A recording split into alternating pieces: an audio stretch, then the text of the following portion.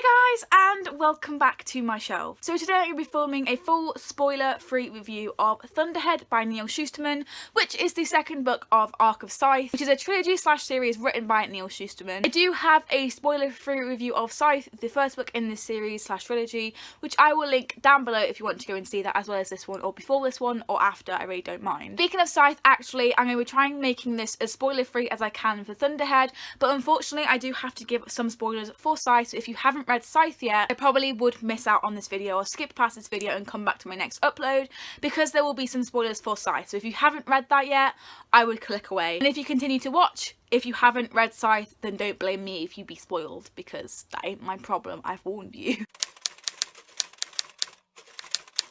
This book is the sequel to Scythe, as I said earlier, and I can't really say much about it without it spoiling the first book, but hopefully the people who haven't read Scythe have gone now. After Rowan and Citra have obviously done the thing at the end of Scythe, if you know what I'm saying. It follows after that, and it follows how, you know, Rowan escapes that and how his reputation's kind of ruined at the beginning of Thunderhead.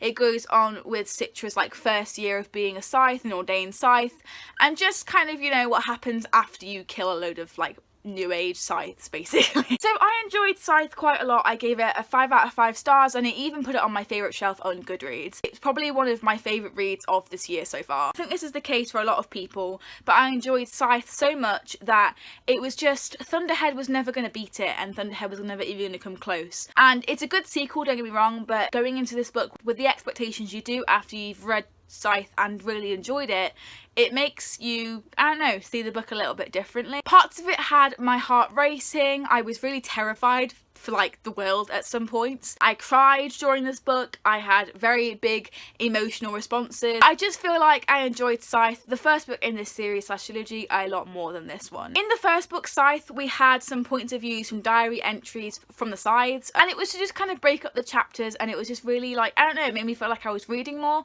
But in Thunderhead, instead of the chapters from the sides, diary entries, we have the Thunderhead's point of view. And this for me really dragged at some points, and sometimes I just sped over them with my eyes. Some of them I had to reread. I just much preferred the Scythe's diary entries than the Thunderhead's point of view, because I feel like the Thunderhead's quite depersonal. We don't know who it is, we don't know what it is, if it's even human, what voice to put on in our heads when we're reading it. And I think I would have liked the book a lot better, and it would have been closer to my love for Scythe if he had kept the points of views like in the diary entries for the Scythe and the Thunderhead. This is where the spoiler for Scythe comes in. One of my favourite characters in the first book was Scythe Faraday, and Scythe Faraday was a huge part of why I loved Scythe so much, and his storyline in Scythe and just everything about him, his sarcastic nature, the way that he trained Rowan and Citra to be like the best of their ability, how he tried to, like, you know, get rid of the apprenticeship once it turned sour. I feel like in this book he goes on this really irrelevant mission with a really irrelevant character for the sake of him being in this book. I feel like I loved him so much, and he was kind of done dirty in this book. I feel like he could have really contributed to the whole wider narrative, but he was just going on this really pointless expedition with this really pointless character. Didn't really have like a conclusion in this book. Maybe it will in the next book, don't get me wrong, we could see more of him in the next book with the expedition. In Thunderhead though, it really just seems like Neal really likes Scythe Faraday, like myself, and he decided to just give him this really random like quest for no reason, just so he could like be in this book. I really missed him in this book, and I really hope that he's a big part in the next one. However, straying away from being comparative, because I know it's really hard when you read a sequel to not compare it to the both of them, I just want to kind of judge this on its own for a second in like terms of characters and stuff. This book saw a huge turn in Rowan's character, and now he is definitely my favourite. I loved Citra in the first book. She was a kick-ass strong woman who knew her worth, and she was going to expect nothing less of herself. And I also loved Scythe Faraday and obviously Mary Curie. This book, I absolutely loved Rowan, and he is the vigilante that I was looking for. He is hated by everyone else but is loved by the audience. And I don't know if anyone else loves Rowan as much as me, but I absolutely love him so much,